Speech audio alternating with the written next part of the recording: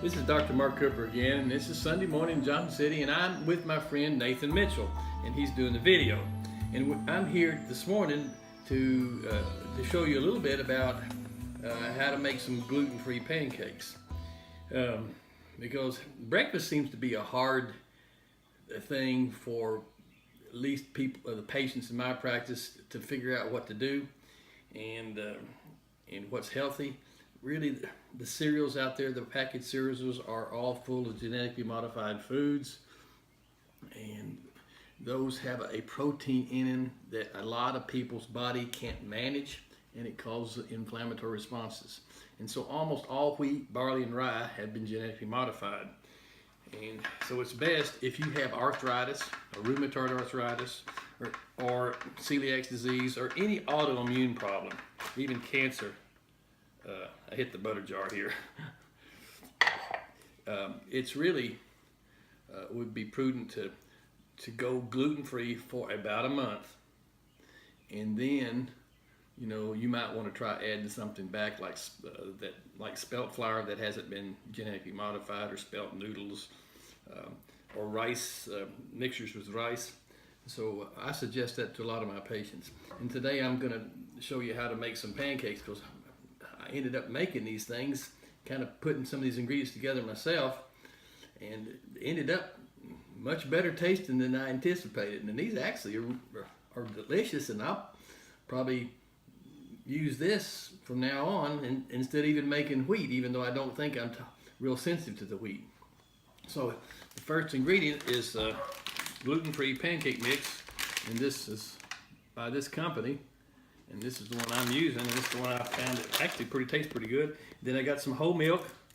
Actually, I'm putting some light sour cream in there, and I'm adding blueberries and fresh walnuts, or I actually prefer pecans, but I couldn't find any of that this morning.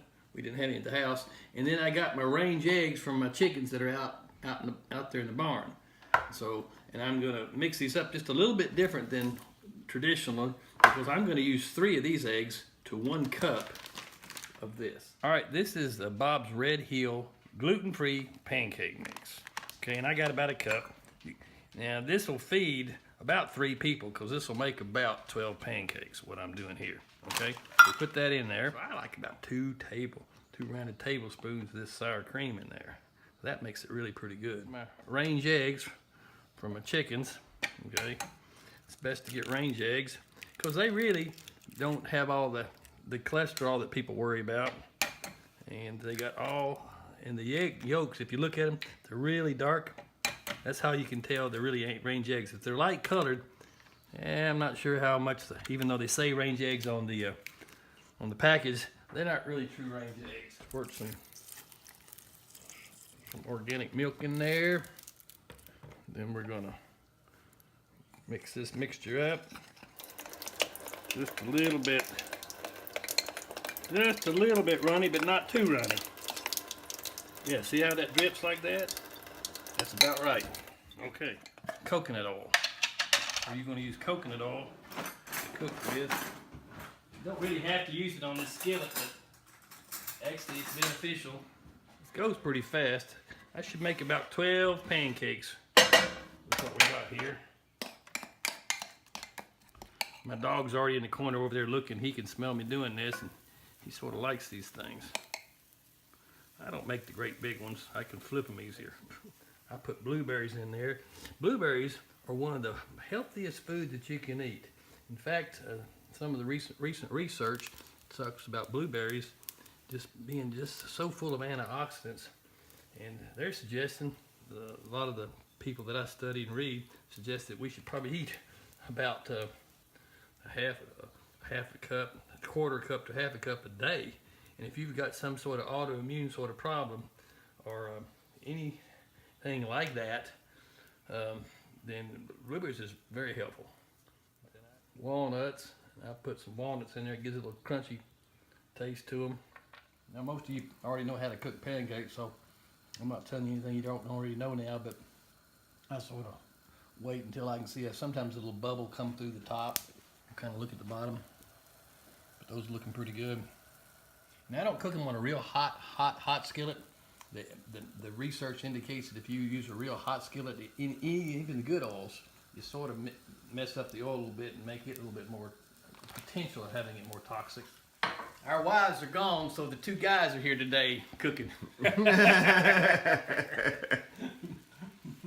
We can have what we want. We can have some pancakes. Yes, I could have added some bacon or something like that, but right now I've been having episodes of gout, and I've sort of been gluten. I've been not only just almost gluten-free, I've been almost a vegetarian. Haven't even eaten much meat. Oh, in terms of sugars, in terms of honey and something sweetener to this. Now, first of all, this right here, this is Amish butter, and Amish butter actually helps with arthritis. And because it's the real butter. If you can find old-fashioned churned butter, then you're better off. But that's Amish butter. That's the closest I can get. The store-bought butter just doesn't do this as well. And then we're going to have a choice of honey or true maple syrup.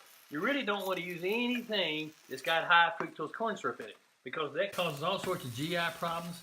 And not only GI problems, it also causes irritable bowel, and it's also all are genetically modified. Can't get away from that. So it's best to use, if you're going to do something, make your own honey, make your own syrup, or buy these organic stuff. The problem with the organic stuff, or that stuff right there, it's just expensive, but you don't have to use too much. All right, I'm gonna pour me a little bit of my organic honey here that I got from John Dar's place over at Stanley's Produce here in Johnson City. This is local honey, and it's always healthy to use that as long as you're not diabetic. Man, this really tastes good with the blueberries and the walnuts. And I got my coffee, and I got my kind of organic coffee, and I've got it with the Ceylon cinnamon. Ceylon cinnamon helps stabilize blood sugar level. Now that's the cinnamon you need to be using if you decide if you got diabetes.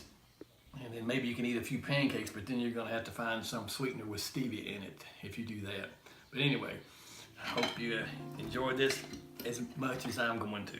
And remember, make food your medicine. All right? Oh, I did good. They're good.